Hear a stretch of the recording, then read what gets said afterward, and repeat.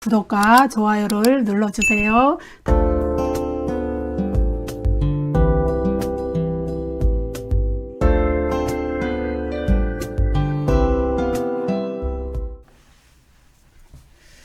여러분 안녕하세요. 제가 이전 영상을 좀 날려버렸습니다. 그래가지고 다시 찍는 거예요. 여러분 영상 시청하시기 전에 구독과 좋아요를 눌러주셔서 저에게 큰 힘을 주세요. 감사합니다. 오늘은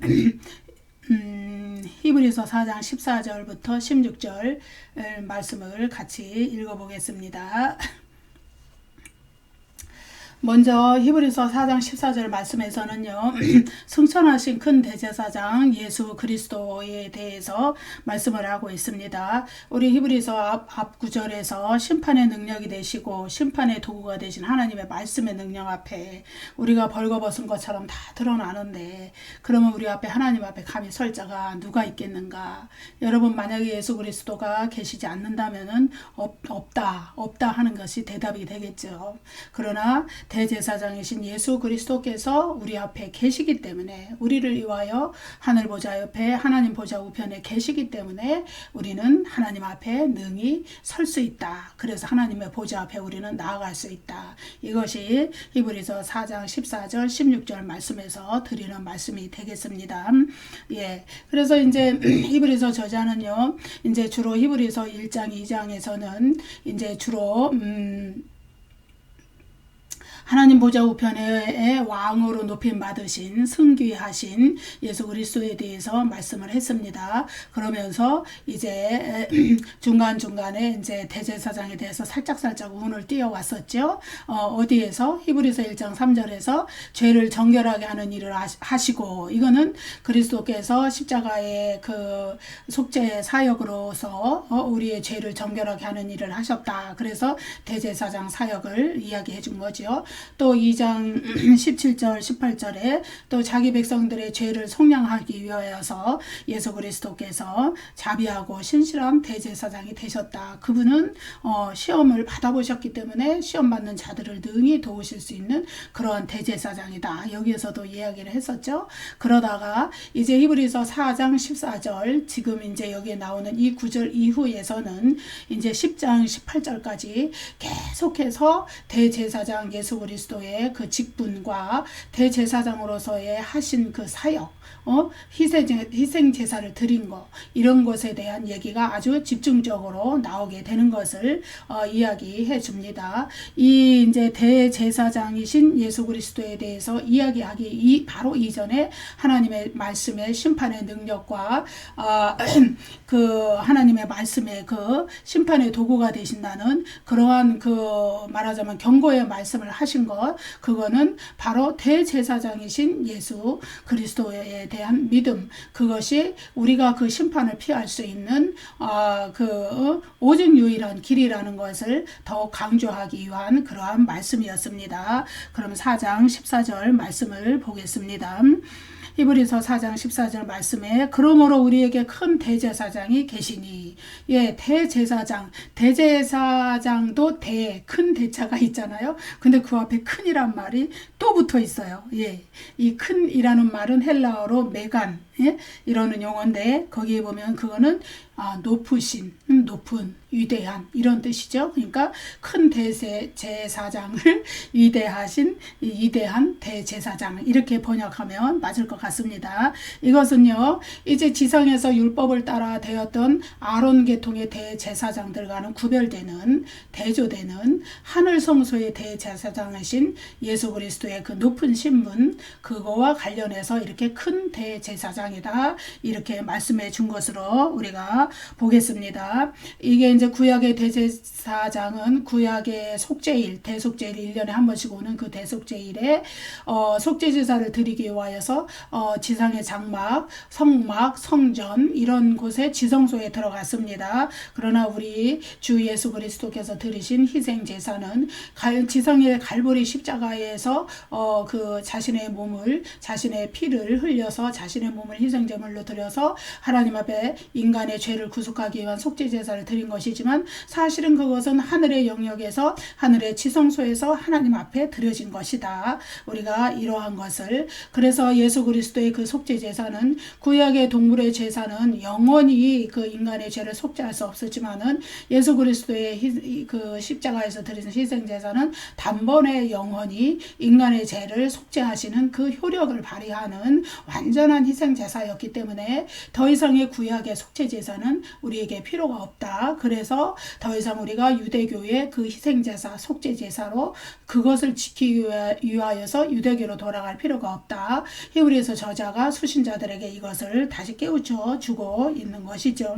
여러분, 대제사장은요, 하나님과 인간 사이의 중보자라고 보면 됩니다. 그래서 하나님의 말씀을 인간에게 전하고 하나님의 임재하심을 인간에게 또 보여주고 또 인간 편에서 인간의 죄를 위한 속죄 제사를 하나님 앞에 드리고 이런 중보자의 역할을 하는 것이 대제사장입니다. 그런데 하나님 앞에 오직 완전한 대제사장은 오직 예수 그리스도 뿐입니다. 그래서 디모데전서 2장 5절에서는 하나님과 사람 사이의 중보자가 한 분이신데 그분은 바로 예수 그리스도시다. 이렇게 이야기하지요. 그래서 인간의 죄를 영원히 완전히 속죄할 수 있는 속죄 제사를 드릴 수 있는 대제사장은 오직 예수 그리스도 뿐이시기 때문에 우리 하나님과 인간 사이의 중보자도 오직 예수님 그 한 분밖에 안 계신 것이죠. 우리에게 인간 물론 이제 우리가 중보 기도라는 것을 합니다. 우리가 누구를 위한 중보 기도를 한다. 그렇지만 하나님과 인간 사이의 진정한 중보자는 예수 그리스도밖에 없다는 것을 인간은 하나님과 인간 사이의 중보자가 될 수 절대로 없어요. 그래서 예컨대 천주교에서 신부님 앞에 고해 성사를 한다. 그러면 신부님이 중보자이시다. 절대로 그럴 일은 있을 수가 없어요. 하나님과 인간 사이에 중보자는 오직 예수 그리스도 한 분이시고 인간은 물론 중보기도라는 것을 하지만 그러나 하나님 앞에 드리는 그러한 기도를 할지라도 오직 중보자는 예수님 뿐이시라는 것을 디모데전서에서 딱 이렇게 찝어서 얘기하시죠. 승천하시니 곧 하나님의 아들 예수시라. 이 구절에서는요, 두 가지로, 아론 계통의, 다시 말해서 레위 계통의 대제사장들과 하늘 성소의 대제사장이신 예수 그리스도의 그 차이점이 무엇인가, 그 얘기를 해주고 있습니다. 여기서 이제 두 가지가 나옵니다. 그 중에 한 가지는 하늘 성소의 대제사장이신 예수 그리스도는 승천하신 이이다. 승천하시니 곧 하나님의 아들 예수시다. 또 다른 점은 하나님의 아들 예수시라 거기에 나오는 거죠. 근데 승천하시니, 승천하셨다. 이 헬라어는요, 헬라어로 보면요, 이 여기에 해당한 헬라어, 디엘렐리두타, 투스 우라누스. 어렵죠? 이 헬라어를 직역을 해보면은, 뭐냐 하면은, 하늘들이 아니고 하늘들을, 복수입니다. 투스 우라누스, 복수예요. 하늘들을 통과하여 지나가신 분이다. 이런 뜻이에요. 여러분. 왜 하늘들이라고 했을까요?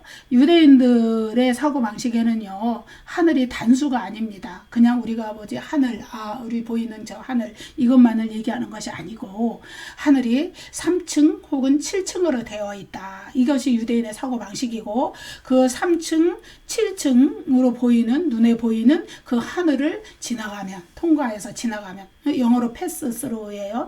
통과해서 지나가면은 뭐가 있느냐? 그 정상에 그 잘 높은 곳에 보이지 않는 하나님의 보좌가 있다. 그것이 유대인들의 사고방식이에요. 사상이에요. 거기에 따라서 여기에 승천하셨다는 표현이 여기에 나오는 것이죠. 그래서 예수님께서 부활하신 후에 하늘로 올라가셨다. 하늘로 올리우셨다. 이 말씀이 이제 마가복음의 예를 들어서 예수께서 말씀을 마치신 후에 하늘로 올려지사 하나님 우편에 앉으셨다. 여기서 이것도 역시 똑같이 이렇게 하늘 승천하셨다는 표현이거든요. 하늘들을 통과해 가셨다는 거예요. 그 다음에 사도행전 1장에도 보면은 그들이 보는데 올려져 가시니 구름이 그를 가려 보이지 않게 하더라. 올라가실 때에 제자들이 자세히 하늘을 쳐다봤다. 이거죠. 승천하시는 개념이에요.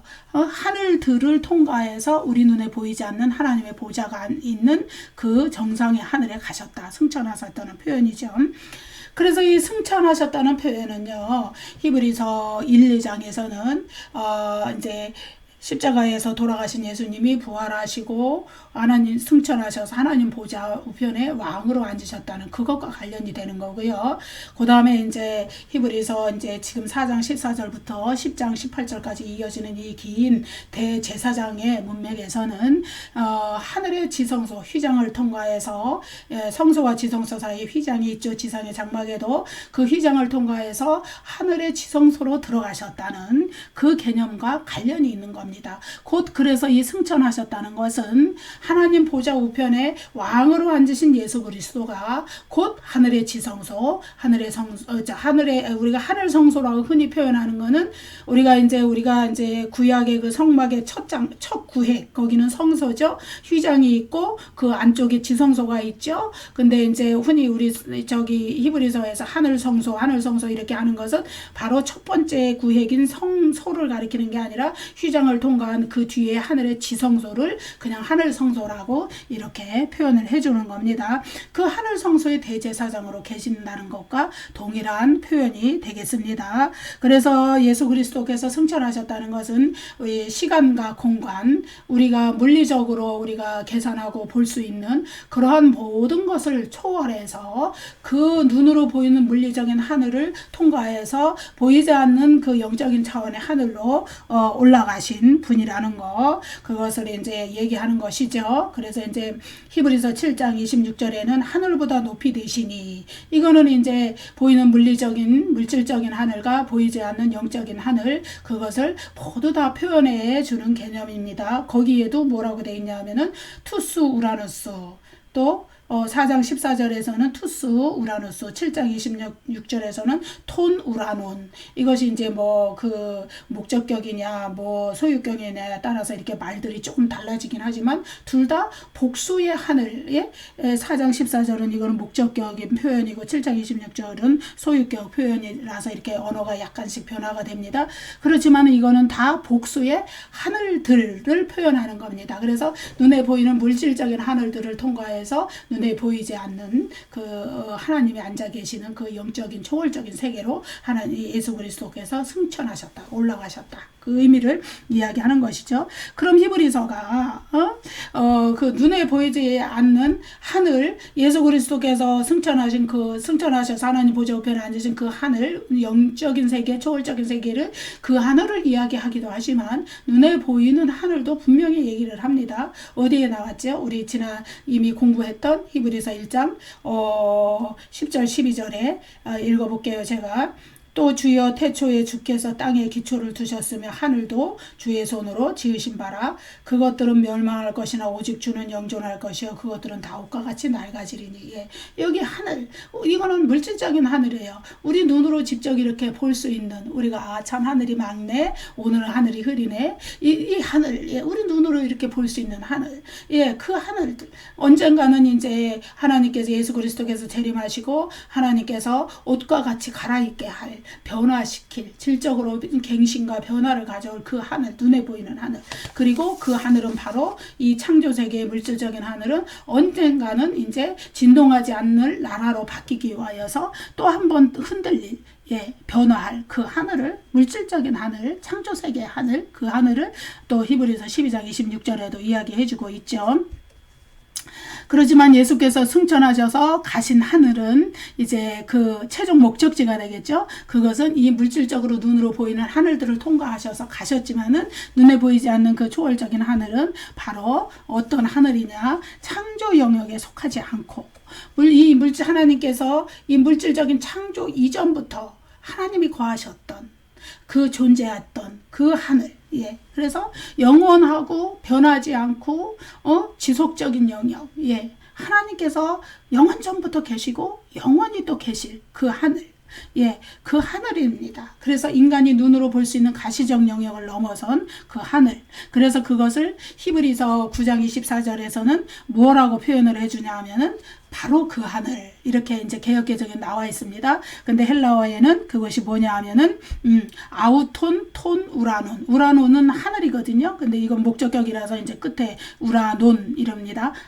근데 이제 그 앞에 아우톤이라는 말이 들어가 있죠. 아우톤. 그거는 우리 영어로 말하면은 이셀프입니다. 이셀프. 예? 그래서 이것을 이제 좀 더 정확하게 번역을 이 헬라어를 하면은 하늘 그 자체 이렇게 할 수 있습니다. 그래서 아우톤 톤 우라논을 NIV나 KJV나 NAS 영어 성경에서는 heaven itself 하늘 그 자체 예 그렇게 얘기합니다. 본래적인 하늘이라는 거예요. 예수 그리스도께서 승천하신 곳이고 하나님께서 앉아 계시는 그 하나님의 보좌가 있는 하늘의 지성소가 있는 우리 눈에는 보이지 않지만은 영원 전부터 존재하고 영원히 존재할 바로 그 하늘 우리 눈에 보이는 이 물질적인 창조세계 하늘을 이렇게 통과해서 예수 그리스도께서 올라가신 그 본질적인 하늘 예, 그것을 이야기하는 것이죠. 그래서 예수 그리스도께서는 바로 그 하늘의 지성소로 들어가셨다. 하늘로 올라가셨다. 승천하셨다. 그러한 점에서 지상의 지상의 성막 지상의 그 성전 그런 것들을 섬기던 그거는 이제 모형이죠. 예, 하늘 성소의 모형입니다. 그래서 이브리서 8장에서는 하늘의 모형과 그림자다. 하늘 성소의 모형과 그림자다. 이렇게 얘기하잖아요. 그것을 섬기던 지상의 대제사장들과는 비교도 할 수 없는 어떤 분이세요? 큰 위대한 높은 대제사장이다. 예, 이것이 이제 다른 점입니다. 지상의 대제사장들과 또 레위 계통의 대제사장들과 구분되는 두 번째 특징은 뭐냐 하면은 하나님의 아들 예수 여기 표현에 있습니다. 여기에 왜 예수 그리스도는 기름 부음 받은 자죠. 구원자로서. 근데 그 기름 부음 받은 그 그리스도라는 말을 왜 사용하지 않았을까요? 여기는 예수라는 이름을 강조했습니다. 왜냐하면 그리스도라는 칭호를 우리의 구원 사역을 완성하시고 구원자가 되신 메시아 예수 그리스도 우리가 이렇게 흔히 말하지만은 그리스도라는 말은 여기서 잠시 이렇게 보류해 뒀어요. 예수라는 말을 집중한 것은 인성을 강조하기 위해서입니다. 역사적 인물로 성육신하셔서 이 땅 위에서 지상생애를 예수라는 이름으로 살고 가셨어요. 예수님. 예.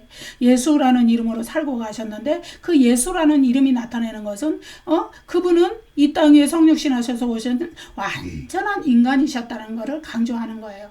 그런데 그분은 그냥 인간이 아니에요. 또 인간과 구별되는 점이 있죠. 그냥 인간이 아니에요. 완전한 인간이시지만 또 여기에 뭐라고 덧붙여 있냐? 하나님의 아들이신 거예요. 그분은 선재하신 그리스도셨어요. 이 세상의 모든 물질 만물을 창조하신 창조주 그리스도이셨어요. 그것을 나타내는 구절이 이브리서 1장 2절이죠. 그래서 창조주 그리스도 선재하신 그리스도 하나님과 함께 영광의 보좌에 앉아 계셨던 그리스도가 그 하늘 보좌를 버리시고 이 땅에 오셨는데 이 땅에 오셔서 완전한 인간의 인성을 가지고 계셨기 때문에 예수라는 이름을 지니셨다. 그래서 하나님의 아들 예수다. 이렇게 표현을 해주는 겁니다. 여러분 예수라는 이름이 굉장히 중요해요. 예수라는 이름은 완전한 인간이 되셨다는 것이고 완전한 인간이 되셨다는 것은 무엇을 나타내느냐? 죽을 수 있는 존재라는 거예요. 인간은 죄의 결과로 말미암아서 죽음의 종속이 되었어요. 그런데 예수님은 죄는 없으신 분이시지만은 인간이 죄 때문에 죽을 수밖에 없는 존재가 된 것을 구원하시기 위하여서 본인이 죄는 없으시지만 어쨌든 죽을 수 있는 존재로 이 세상에 오셨다는 거예요. 예수라는 이름을 가지시고 그래서 이것이 이제 큰 대제사장이신 예수님의 또 다른 특징인 거죠. 완전한 하나님의 아들이시면서 완전한 또 인간이 되셨던 그분. 그래서 그 그리스도가 이제 이 세상에 지속적으로 계속 그 죽으면서 그 신분을 계승했던 레위 계통의 제사장과는 다른 존재라는 것을 이렇게 나타내주고 있는 것입니다. 그래서 하나님의 아들과 예수라는 두 칭호가 둘 다 하늘 성소의 대제사장이라는 그 직분을 가지는데 필요한 거예요. 왜? 예수라는 이름만 가지고 하나님의 아들이 아니시면은 그러면은 어떻게 될까요? 완전한 인간성을 가지고 죽은 레위 계통의 제사장들과 다른 점이 없겠죠. 그렇지만 하나님의 아들이세요. 그리고 예수라는 인간으로 되셨지만은 부활하셔서 하늘로 올라가셨어요. 그것은 뭐냐면 예수님이 영원한 불멸의 생명의 능력을 가지고 계시다는 거예요. 영원한 생명을. 예, 하나님의 아들이시기 때문에 그래요. 예. 그래서 그 이제 부활로서 그 영원한 생명을 받으신 거예요. 예. 그런데 그 이제 이 세상의 레위 계통의 제사장들은 죽죠. 계속 죽기 때문에 그 다음 또 그 아들이 또 계승하고 또 그 아들이 또 그 아들이 계속 계승해서 내려왔어요. 그 제사장 직분을. 그렇지만 예수는 그 제사장 직분을 누구에게 계승시킬 필요가 없다. 하나님의 아들이시고 영원한 불멸의 생명의 능력을 가지고 계시기 때문에, 이건 히브리서 7장에 나오는 얘기예요. 가지고 계시기 때문에, 그래서 하늘 성소의 대제사장이신 예수 그리스도는 이 세상의 대제사장들과 이러한 두 가지 점에서 다른 특징을 가지고 있다는 것을 이제 이게 4장 14절에서 이야기하고 있어요. 그래서 그 마지막 부분에 우리가 믿는 도리를 굳게 잡을지어다. 이것은요, 공적인 신앙 고백을 나타내는 말입니다. 이게 뭐냐 하면은 이제 예수 그리스도가 우리의 죄를 속죄하시고 우리는 그 예수 그리스도의 속죄의 그 능력을 힘입어서 우리는 그 피를 믿는 믿음으로 구원을 얻는다는 그 신앙 고백. 믿는 도리는 신앙 고백이에요. 그것을 공적으로 교회 앞에서 사람들 앞에서 그렇게 우리가 믿는 도리를 굳게 잡고 신앙 고백할 때 그 대제사장이신 하늘 성소의 대제사장이신 예수 그리스도께서 하신 그 속죄 사역이 우리에게 효력을 미쳐서 우리는 구원 얻는 자가 된다. 이것을 이야기하고 있습니다. 자, 히브리서 4장 14절부터 16절까지는 이렇게 이제 두 개의 이렇게 그 권면구절이 나오는데, 권면구절에는 우리가 뭐뭐 하자, 우리가 이렇게 하자, 이런 의미를 지닌 그런 권면구절, 그것이 나오는데, 이제 첫 번째 권면구절이 우리가 믿는 도리를 굳게 잡을지어다고, 16절에 가면은 은혜의 보좌 앞에 담대히 나아갈지니라. 이거 요 두 개가 이제 히브리서 4장 14절 16절 문맥 안에 있는 두 개의 권면구절입니다. 자, 이제 4장 15절 말씀 읽어볼게요. 우리에게 있는 대제사장은 우리의 연약함을 동정하지 못하실 리가 아니요 모든 일에 우리와 똑같이 시험을 받으신 이로되 죄는 없으시니라. 예. 우리에게 있는 대제사장은 우리의 연약함을 동정하지 못하실 이가 아니랍니다. 예? 완전한 인간이 되셨기 때문에 인간이 겪을 수 있는 연약함, 육체적이고 정신적인 고통, 또 연민, 슬픔, 배고픔, 목마름, 하여튼 온갖 종류의 인간이기 때문에 경험할 수 있는 그러한 것들을, 희노애락을 예수 그리스도께서 다 경험하셨다는 걸 얘기해요. 그래서 우리의 연약함을 동정하지 못할 리가 아니라는 거예요. 왜? 본인이 직접 몸으로 겪어보셨기 때문에. 예. 그래서 그분은 우리와 동일한 감정을 지니시고 우리와 동일한 경험을 하셨기 때문에 당연히 우리를 너무너무나도 잘 이해하실 수 있는 분이 우리의 주님이신 예수 그리스도시다. 근데요, 여러분, 이거는 굉장히 히브리서 저자가 살던 시대의 사상에 비추어 보면은 획기적인 표현입니다. 예. 유대인들에게 있어서 하나님은요, 거룩하신 분이에요. 절대적인 타자. 인간과는 다른 곳에 계신 분이고, 인간과는 구별되는 분이시고, 인간의 세계에는 차원이 다른 그런 고귀하고 거룩하신 분이고, 인간의 그런 어떤 경험이나 인간이 느끼는 이런 감정, 이런 것과는 완전히 무관하시는 거예요. 인간 세계에 완전히 단절되어 있고, 유대교가 느끼는 하나님은 그래요. 그리고 하나님을 인간 세계의 일에 관련시키는 것은 하나님을 모독하는 것이다. 신성 모독하는 것이다. 이렇게 생각하는 거예요. 더욱이 당시에 유행하던 헬라 철학 사상도 마찬가지예요. 신은 하나님은 그들이 믿는 이방신들도 마찬가지죠. 그들은 감정의 지배를 받지 않고 인간과는 완전히 다른 차원의 존재다. 이렇게 이해했어요. 근데 그런 그 유대교의 사상과 헬라 철학이 그렇게 만연한 세상에서 히브리서 저자가 이렇게 쓰고 있습니다. 인간의 경험을 같이 하신 분, 인간의 연약함을 직접 경험하신 분, 그래서 인간을 이해하실 수 있고 인간을 동정하실 수 있는 분, 이거는 굉장한 그거죠. 근데 사실이잖아요. 우리 주 예수님이 인간이 되셨기 때문에, 하나 선지하신 그리스도께서 이 세상에 성육신하고 오셔서 인간이 되셨기 때문에 인간이 지닌 연약성, 인간이 지닌 감정, 인간이 지닌 육체적인 고달픔, 슬픔, 이런 것을 다 맛보시고, 그럼에도 불구하고 그분은 죄가 없으신 분이기 때문에 우리의 연약함을 도우실 수 있는 분. 예. 그래서 그런 차원에서 이런 이야기를 하고 있는 거죠. 우리의 연약함을 동정하지 못하실 분이 아니다. 그 얘기를 하고 있는 거죠. 또 모든 일에 우리와 똑같이 시험을 받으신 이로되. 여러분, 예수님이 우리와 동일한 경험을 하셨다는 그것을 아주 자세하게 나타내주고 있는 거죠. 모든 일에. 그러니까 인간이 경험할 수 있는 모든 일에, 그리고 또 우리와 똑같이 시험을 받았다. 근데요, 우리와 똑같이 시험을 받은 건 아니에요. 더한 시험을 받으셨죠.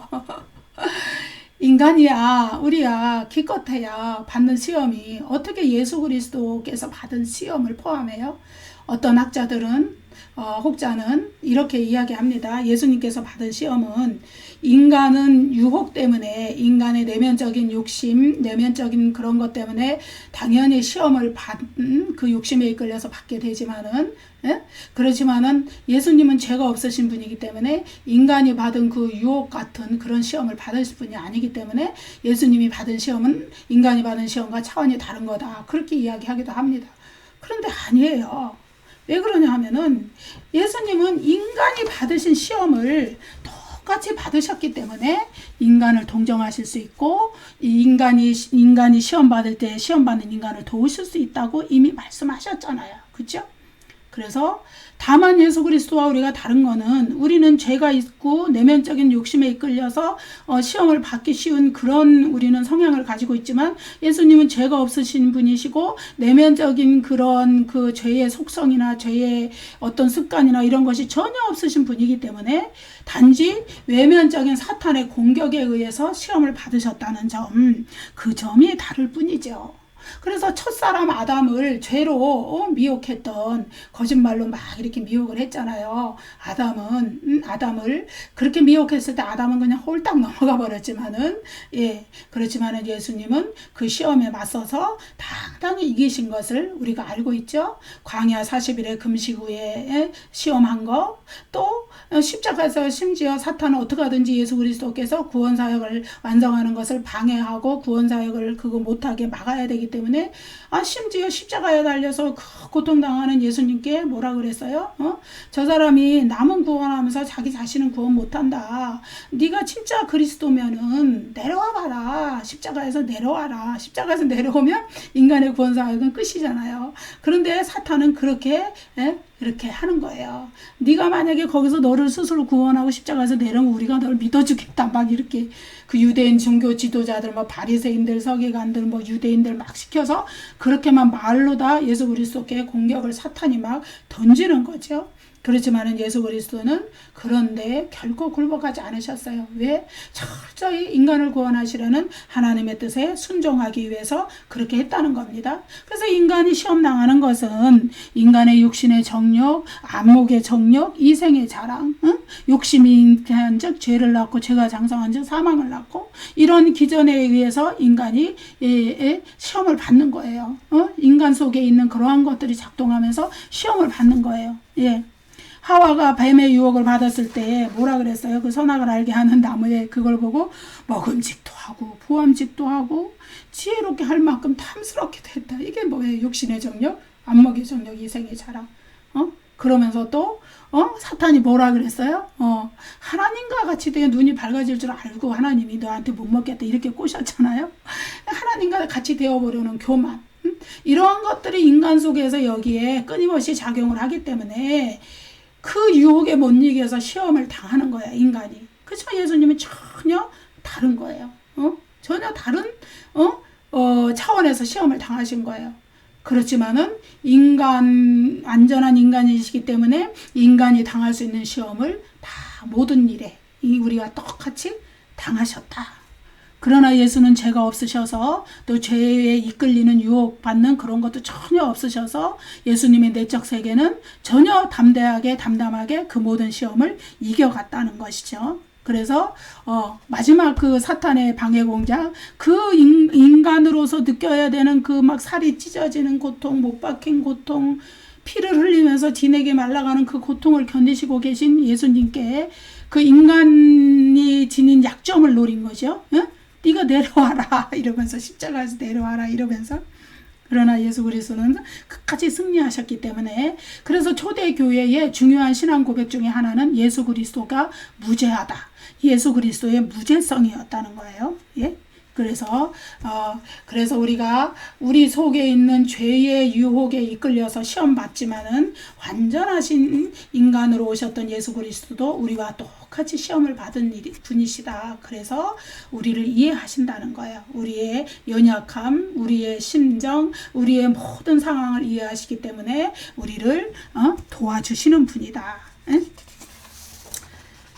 자, 그래서 그분은 죄는 없으시기 때문에 인간이 유혹받은 것과는 다른, 인간과 동일한 유혹을 받으셨을 때 인간과 다른 점은, 인간은 자기 죄의 속성에 이끌려서 유혹을 받지만은 예수 그리스도께서 시험을 받으신 것은 자신의 죄에 이끌는 것이 아니라 예수 그리스도의 구원 사역을 방해하고 그것을 완성하지 못하게 하려는 사탄의 일방적인 공격에 의해서 시험을 받으셨다. 그러나 인간과 동일하게 모든 일에, 똑같은 일에, 또 인간보다 인간과 동일하게보다 인간보다 훨씬 인간에서 감히 상상할 수도 없는 크고 넓고 깊은 차원의 시험을 받으셨다는 것을 이야기해 주고 있습니다.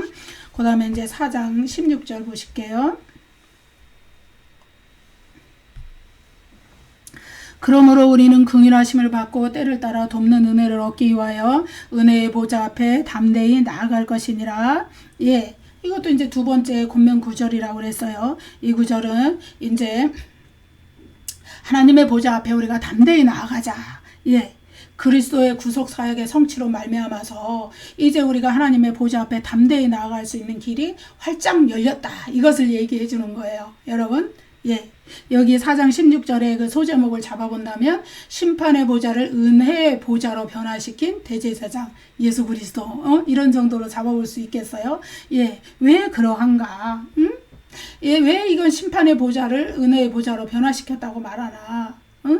예수 그리스도, 우리가 하나님의 보좌 앞에, 심판의 보좌 얘기는 조금 이따 할게요. 우리가 예수 그리스도의 하나님의 보좌 앞에 우리가 막 이렇게 나아가서 예배와 찬양과 경배를 할 수 있는 오늘날에 우리에게 주어진 그러한 영적인 특권들, 그것들이 그냥 우리에게 당연하게 주어진 것이 아닙니다. 구약시대의 백성들은 전혀 누릴 수 없는 하나님의 은혜고 하나님께서 하나님의 자녀에게 주신 영적인 특권인데, 그것을 주신 이유는 뭐냐? 예수 그리스도께서 갈보리 십자가에서 우리를 위하여서 영원한 속죄 제사를 드렸기 때문에 그것을 믿는 우리의 믿음을 보시고 우리에게 그러한 특권을 주시는 것이에요. 예컨대 구약 시대에는 구약의 대제사장은 이제 그 속죄일에, 대속죄일에 그 성막의 휘장 뒤에 지성소에 들어가서 속죄소에 동물의 피를 뿌리고 속죄 제사를 드렸어요. 그래서 백성의 죄를 속죄하는 제사를 하나님 앞에 그 백성들의 대표로 나가서 드렸어요. 근데 그것은 매년 반복되는 것이었잖아요. 그러나 예수 그리스도의 십자가, 갈보리 십자가의 그 속죄 제사는 그것을 완전히 완성하는, 종결시키는 그러한 속죄 제사를 드렸기 때문에 더 이상 그런 속죄 제사가 반복될 필요가 없기 때문에 이제 하나님의 보좌, 그 속죄소라고 그러거든요. 그것을 이제 힐라스테레온이라고 그러는데, 그것은 뭐냐 하면은 하나님의 은혜의 보좌라는 뜻입니다. 그 구약 성경에 보면은요. 제가 여기 메모를 안 해놓은 것 같아요. 구약 시대에 보면은, 출애굽기에 보면은요, 히브리어 성경에서는 카포레트라고 말합니다. 그것을 출애굽기 성경에 보면은 이제 속죄소인데, 그 관주 성경에 보면은 속죄소하고 그 밑에 관주에 뭐라 그러냐면 시은좌, 그리고 뭐라 그러냐면 은혜의 자리, 이렇게 되어 있습니다. 하나님이 은혜를 베푸시는 자리라는 거예요. 그 뭐냐 하면은 대속죄일에 구약의 대제사장이 짐승의 피를 염소의 피, 황소의 피 가지고 들어가서 속죄소에 뿌리고 백성의 죄를 속죄하기 위한 하나님의 은혜를 구하면 이제 그것을 보시고 그 피를 하나님께서 받으시고 그렇게 하시고 이제 인간에게 속죄의 은혜를 베풀어 주는 자리라는 뜻이에요. 그런데 그 제사는 1년에 한 번씩 반복됐지만은 예수님은 이제 십자가에서 그것을 종결시키고 완성하는 자신의 몸, 자신의 피를 들여서 그걸 완성하셨기 때문에 더 이상 그러한 속죄 제사가 우리에게 필요치 않게 되었어요. 그래서 우리의 죄를 속죄하기 위해서 또 다른 어떤 희생 제사도 속죄 제사도 필요치 않기 때문에 만약에 이제 희생 제물이 없이 그 속죄소에 인간이 나아가면 대제사장이 나아가면 그는 죽었어요. 그래서 옛날에 이제 그 대제사장이 무사히 그 속죄 제사를 다 드리고 나올 때까지 백성들이 밖에서만 무사히 나올 때까지 기다렸던 일들이 있었잖아요. 그 마찬가지로 우리가 어떤 우리의 죄를 대신해주는 희생 제물, 속죄 제물의 피가 없이 구약 시대라면 하나님 앞에 그 심판의 보좌 앞에 나아가면 우린 심판받아 그냥 죽는 거예요. 네? 우리 죄가 속죄받을 길이 없기 때문에. 그러나 우리의 그런 모든 것을 속죄해 줄 수 있는 희생제사, 완전한 속죄제사를 단번에 영원히 once for all. 예. 이것을 이제 히브리서에서 이게 이제 뒷부분에 가면 그게 여러 번 나옵니다. 단번에. 예? once for all. 예수 그리스도께서 단번에 그 십자가 희생제사로 들으셨기 때문에 우리는 더 이상 우리의 죄를 속죄하기 위한 어떤 속죄제사도 필요치 않아요. 어떤 대제사장이라는 중재자도 중보자도 우리에게 필요치 않아요. 왜? 예수 그리스도께서 우리의 대제사장이시기 때문에. 그래서 우리는 이제 하나님이 그 심판의 보좌가 은혜의 보좌로 바뀌어버린 거예요. 예수 그리스도의 그 십자가에 우리의 죄를 대속하신 그 십자가의 속죄제사로. 그래서 우리는 이제는 중보자, 인간 중보자. 우리의 영원한 중보자, 우리의 홀로 한 분이신 중보자는 예수 그리스도 뿐이신데, 인간적인 중보자. 예를 들어, 카톨릭의 신부가, 그 고해 성사를 듣고 하나님 앞에 기도해주고, 그런 중보자가 우리에겐 사실 필요치 않아요. 예. 왜? 예수 그리스도가 우리의 중보자이시기 때문에 우리의 죄를 완전히 속죄하셨고, 그리고 지금도 하나님 보좌 우편에서 우리를 위해서 간구하시는 우리를 위한 중보자이시기 때문에, 예? 그래서 우리는 직접 하나님의 보좌 앞에 나아가는 거예요. 어떤 보좌? 우리가 교회당에서 하나님 앞에 예배할 때, 그리고 또 우리가 개인적인 자기의 골방에서 기도하고 찬양할 때, 이럴 때 우리는 하나님의 보좌 앞에 나와 있는 거예요. 이미. 예. 그래서 구약에는 성막의 지성소, 예, 성전의 지성소, 여기에 하나님의 보좌라는 시은자, 속죄소, 그것이 있었지만은 지금은 우리가 예수 그리스도를 만나는 공간이나 시간 어디에서도 하나님의 보좌 앞에 우리가 나아가는 것이다. 예, 그것을 우리에게 가르쳐 주십니다. 그래서 여러분 파라클레토스라는 헬라어가 있지요. 그것은 이제 요한복음에서는 보혜사 성령님을 말합니다. 그래서 예수님께서 뭐라고 말씀하셨냐면은 내가 또 다른 보혜사를 너희에게 보내주겠다 할 때 이 보혜사가 파라클레토스입니다. 그 얘기는 예수님 자신도 보혜사라는 거예요. 우리를 돕는 자이시고 우리를 대언해 주시는, 대신 말해 주시는, 우리를 위해서 변명해 주시는, 변호해 주시는 변호사이시고 우리를 옹호해 주시는 분, 여러 가지 의미를 가지고 있죠. 그 요한일서 2장 1절에는 우리를 위한 대언자가 하나님 아버지 앞에 있다는 거예요. 우리가 죄를 범하여도 우리가 두려워할 이유가 없는 것은 아버지 앞에서, 하나님 앞에서 우리의 죄를 대언해 주시는 대언자 예수 그리스도가 계시기 때문에. 예. 그래서 우리는 하나님의 보좌 앞에 언제라도 두려움 없이 담대하게 나아갈 수 있다. 구약시대의 백성을 우리가 생각해봐요. 시내강야에서 이제 진을 치고 시내산에 모세가 십계명을 받으러 올라갔어요. 근데 백성은 또 그 산 밑에서 막 기다리고 있는데 산에서 막 번개와 우레와 나팔 소리와 막 이 천사들이 데려온 나팔 소리가 나죠. 그런 막 그 하나님 연기가 촉하면서 하나님이 임재하시는 신호들이 가득할 때 백성들은 두려움과 공포로 떨었어요. 그래서 모세에게 막 부탁하잖아요. 하나님이 당신에게 말씀하시게 해주세요. 하나님이 직접 우리에게 말씀하시지 않게 제발 그렇게 해주세요. 이렇게 막 비는 거예요. 왜요? 하나님이 말씀하시면은 그 말씀을 감당하지 못하고 그냥 엎드러져 죽게 될까봐. 왜? 우리가 자기들이 죄인이라는 걸 알기 때문에. 구약 백성들은 그랬어요. 그것이 기본적인 그들의 그 어떤 지식이었어요. 왜? 거룩하신 하나님 앞에 나를 중간에서 중재해 줄 수 있는 중보자가 계시지 않기 때문에. 예? 그래서 그랬던 거예요. 그러나 대속죄일에 대제사장이 1년 1차 그 중보의 중보자로서 역할을 했다는 건. 그리고 선지자 이사야가 어떻게 했어요? 이상 중에 이사야서 6장에 보면은 하나님의 이상을 거룩한 보좌 앞에 앉아 있는 하나님의 그 환상을 봤죠. 이상 중에. 그리고 막 천사들이 스랍들이 막 이렇게 사방을 이렇게 하면서 호위하면서 거룩하다 거룩하다 거룩하다 하면서 하나님을 막 서로 이렇게 찬양하고 화답하는 창화한다 그러죠.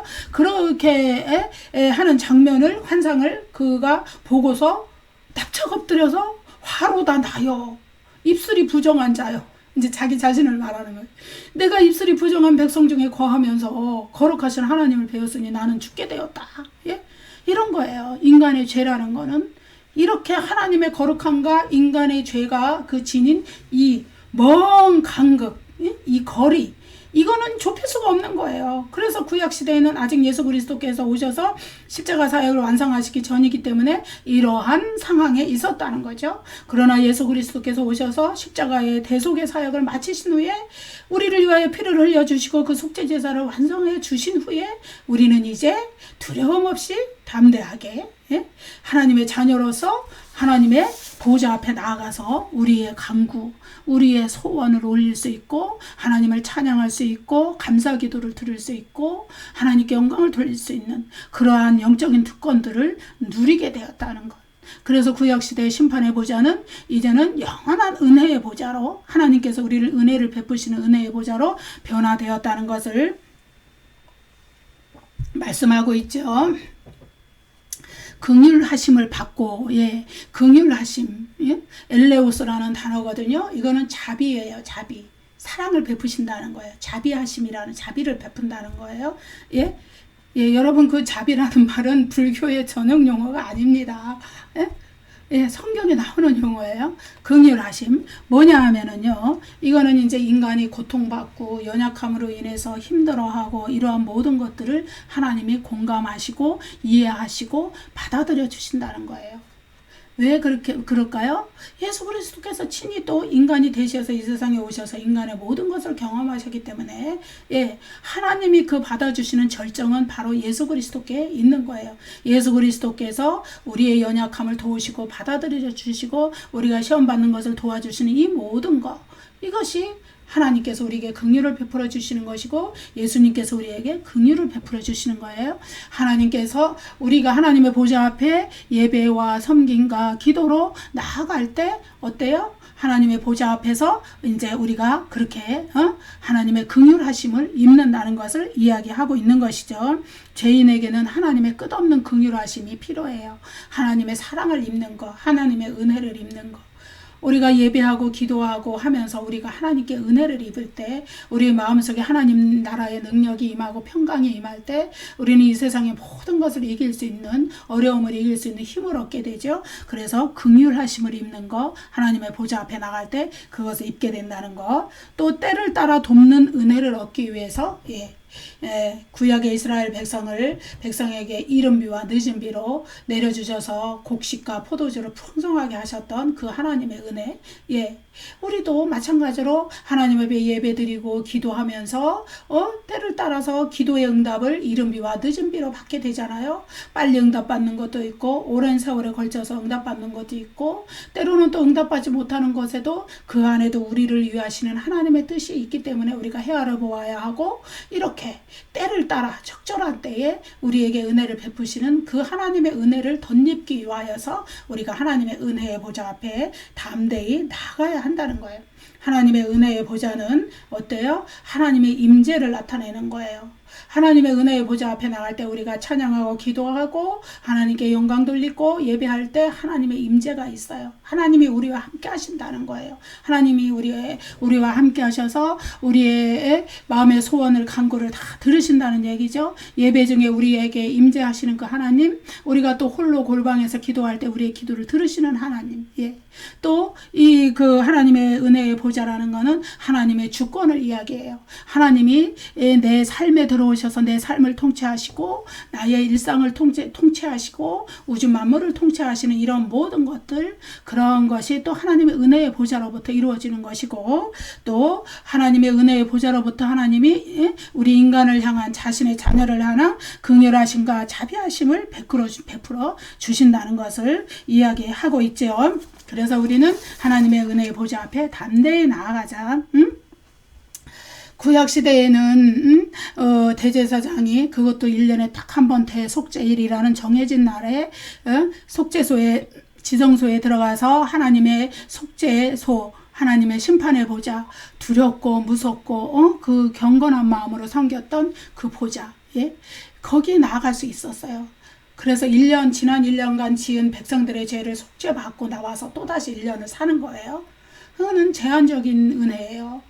그렇지만은 이제 예수 그리스도께서 우리를 위한 속죄 사역을 십자가에서 다 완성하신 후에 이제 우리의 모든 죄를 용서받는 그 완전한 죄 용서의 길이 열렸기 때문에 이제 우리는 그럴 필요가 없어요. 이제는 우리는 그냥 하나님의 보좌 앞에 담대하게 부담 없이 언제나 항상 나가면 되는 거예요. 그죠? 어느 때에서라도. 물론 우리가 교회에서 정해진 장소에서 하나님 앞에 공적 예배를 드리는 것이 굉장히 중요한 것이죠. 그러나 그 공적 예배 이외에도 우리의 사적인 생활 공간에서 자신의 골방에서 또 때로는 어디 여행 중이면 여행 중이라서 또 바깥에 나갔는데 어떤 위급한 일이 닥쳤어? 그러면 거기가 어느 장소이든지 하나님 앞에 눈 감고 중심으로 하나님께 기도할 때 그게 하나님의 은혜의 보좌 앞이 되는 거예요. 하나님께서 그 기도를 들으시는 것이죠. 그래서 그리스도께서 갈보리 십자가에서 이루신 영원한 속죄 사역으로 말미암아서 이제 우리는 신약 시대의 성도들은 언제라도 하나님의 은혜의 보좌 앞에 나아가서 찬양과 기도와 예배로 하나님께 영광을 돌리고 하나님을 경배하고 우리 마음의 그 소원을 아뢰고 우리의 삶에 필요한 것을 구할 수 있는, 하나님의 은혜를 언제라도 구할 수 있는 그러한 특권을 지니게 되었다. 이것이 오늘 우리에게 주시는 그런 말씀입니다. 예, 여러분 하나님께 나아가다 이 말이요, 헬라어로는 프로세르코마이라는 그런 나아가자 이런 권면 그런 말씀입니다. 근데 이 프로세르코마이라는 헬라어가요, 구약시대의 레위기와 민수기에도 그 헬라어 번역 성경에는 나옵니다. 구약 성경은 원래 히브리어로 기록되었지만 헬라어로 번역된 구약 성경 거기에 나옵니다. 거기에서는 바로 대제사장이 짐승의 피를 가지고 속죄소에 들어가서 하나님 앞에 속죄 제사를 드리는 그 행위를 말했어요. 가리켰어요. 그 단어가. 그러나 신약시대에는 이제 예수님께서 그러한 구약시대의 대제사장이 하던 모든 일을 다 완성해 놓으셨기 때문에 이제 신약시대를 사랑하는 성도들은 더 이상 그것을 반복할 필요가 없고 이제는 예배와 찬양과 기도로 하나님 앞에 하나님을 찾고 하나님의 임재를 경험하는 그 자리, 예, 그것이 하나님의 은혜의 보좌 앞에 나아가는 자리이기 때문에 여러분 히브리서 4장 그럼 14절 16절에 그 가장 핵심적인 우리에게 주시는 그런 메시지는 무엇일까요? 예, 대제사장이신 하늘성소의 대제사장이신 예수 그리스도의 은혜입니다. 우리를 위하여서 속죄 사역을 완성해 주셨고 지금도 하나님 보좌 우편에 앉으셔서 우리를 위하여서 중보 사역을 행해 주시는 그 예수 그리스도에 대한 신앙 고백을 우리가 열심히 해야 되고 그분을 붙잡고 그분의 은혜를 붙잡고 하나님의 은혜의 보좌 앞에 나아가서 우리의 삶을 예배로 드리는, 예, 그러한 것입니다. 예, 감사합니다. 여러분 잠깐 기도하실게요. 은혜로우신 우리 아버지 하나님, 주님의 은혜를 감사합니다. 정말로 우리의 대제사장이신 예수 그리스도께서 하늘 성소에서 우리를 위하여서 영원하고 완전하신 속죄 제사를 드리셨고, 이제 그 속죄 제사에 힘입어 우리의 죄가 아버지 하나님 사함을 받았던 것을 믿습니다. 그리고 그 주 예수 그리스도께서 또한 지금도 하나님 보좌 우편에 계시면서 우리를 위하여서 간구하시는 그 중보의 사역을 우리가 믿습니다.